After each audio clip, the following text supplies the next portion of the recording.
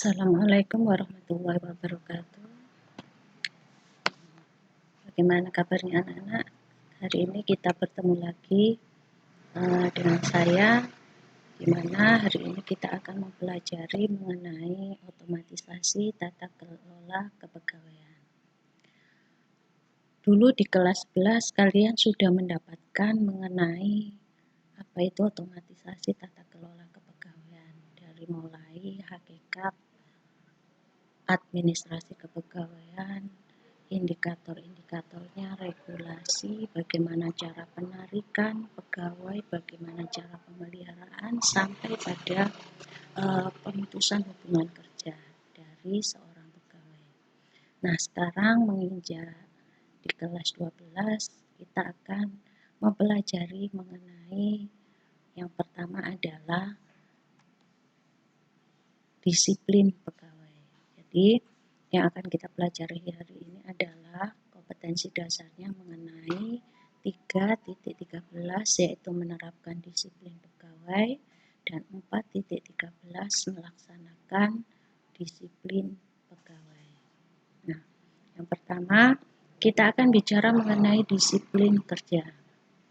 Disiplin kerja berasal dari dua kata, yaitu disiplin dan kerja. Nah, anak tahu apakah itu disiplin? Nah, disiplin pada hakikatnya merupakan hal yang dapat dilatih, di mana pelatihan disiplin itu diharapkan dapat menumbuhkan kendali diri, karakter, atau keteraturan, dan efisiensi. Jadi, secara singkat dapat disimpulkan bahwa disiplin berhubungan dengan pengendalian diri supaya dapat membedakan mana hal yang benar dan mana hal yang salah. Sehingga dalam jangka panjang diharapkan bisa menumbuhkan perilaku yang bertanggung jawab.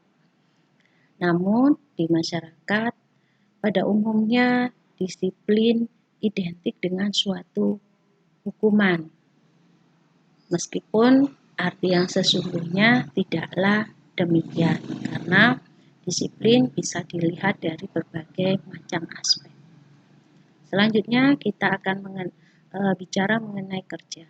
Nah, kerja, apa itu kerja? Kerja merupakan kegiatan melakukan sesuatu atau yang dilakukan atau diperbuat, baik itu secara individu maupun secara berkelompok atau kerja tim.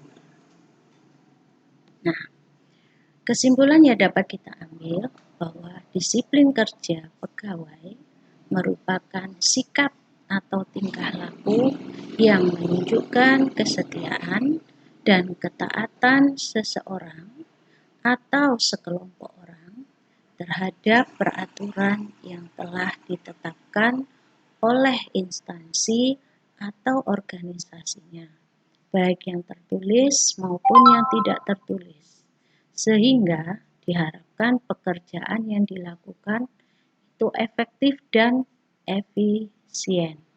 Jadi, penerapan disiplin ini diharapkan ada perubahan tingkah laku yang positif dari seorang pegawai, di mana dalam bekerja dia dibatasi oleh aturan-aturan yang diterapkan oleh instansi atau organisasinya itu, di mana aturan itu ada yang tertulis, biasanya kalau di perusahaan itu berupa tata tertib, atau di sekolah berupa tata tertib, maupun tidak tertulis. Kalau tidak tertulis ini biasanya berupa kebiasaan atau adat istiadat yang berlaku di tempat di mana dia melakukan satu pekerjaan. Ya. Jadi itu kesimpulan yang bisa kita tarik dari pengertian disiplin kerja. Nah, selanjutnya kita akan bicara mengenai manfaat disiplin kerja. Manfaat disiplin kerja bisa kita lihat dari dua sisi, baik dari organisasinya maupun dari pihak pegawainya. Nah, sekarang bagi organisasinya. Bagi organisasi, Dengan adanya disiplin kerja, maka akan menjamin terpeliharanya tata tertib dan kelancaran pelaksanaan tugas, sehingga diperoleh hasil yang optimal. Nah, jadi manfaat disiplin kerja bagi organisasi dengan adanya aturan-aturan yang berlaku, maka diharapkan pegawai-pegawai itu mematuhinya. Misalkan jam datang kerja, jam pulang kerja, jam istirahat. Jadi dia teratur sesuai dengan aturan yang berlaku di perusahaan. Sedangkan yang kedua, bagi pegawai. Bagi pegawai akan diperoleh suasana kerja yang menyenangkan, sehingga akan menambah semangat kerja dalam melaksanakan pekerjaannya. Dengan demikian, pegawai dapat melaksanakan tugasnya dengan penuh kesadaran, serta dapat mengembangkan tenaga dan pikirannya semaksimal mungkin demi terwujudnya tujuan organisasi.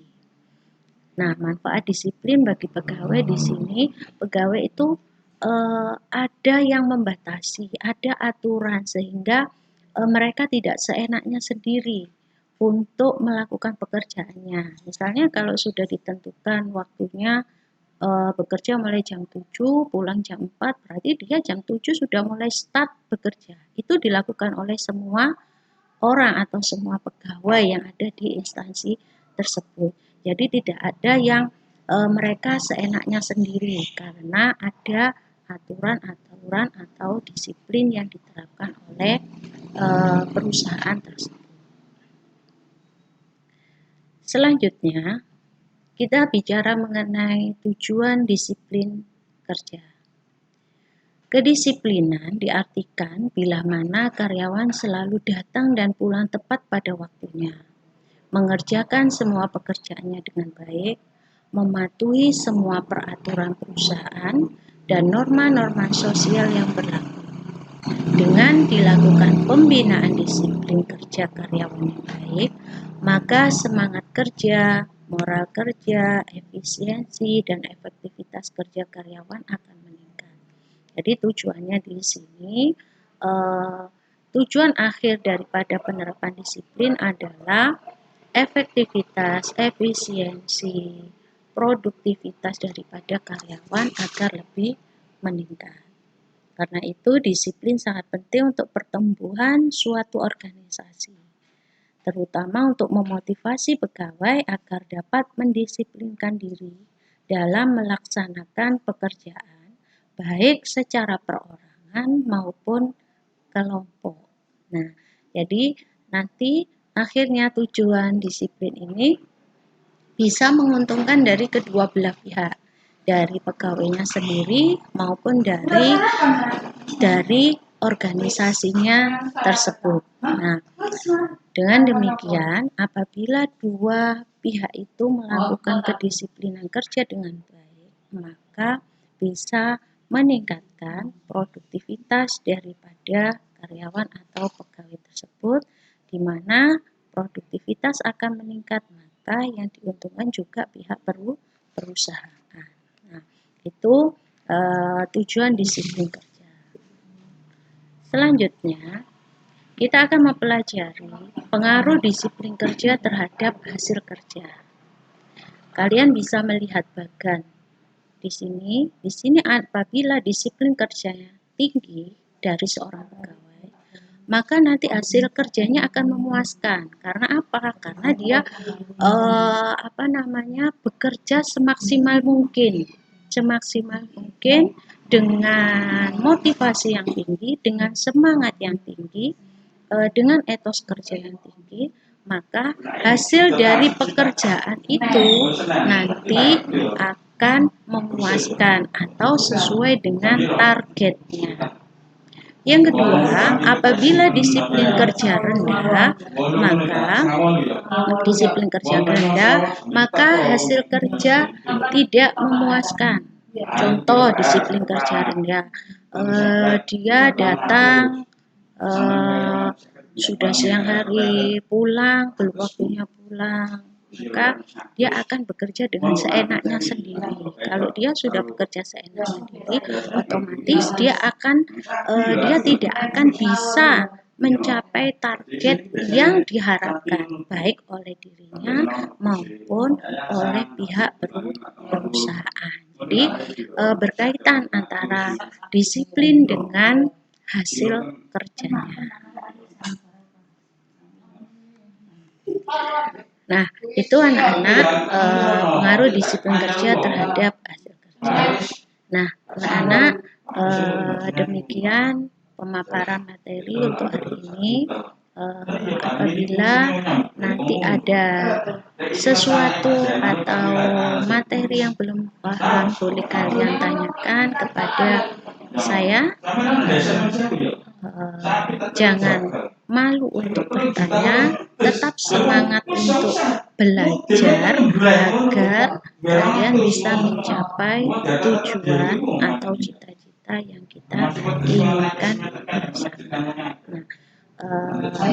Nanti apabila ada tugas, maka kerjakan dengan tepat waktu, disetorkan dengan tepat waktu, dan tetap semangat untuk bekerja, menjaga kesehatan agar kita bisa bertemu kembali di lain hari.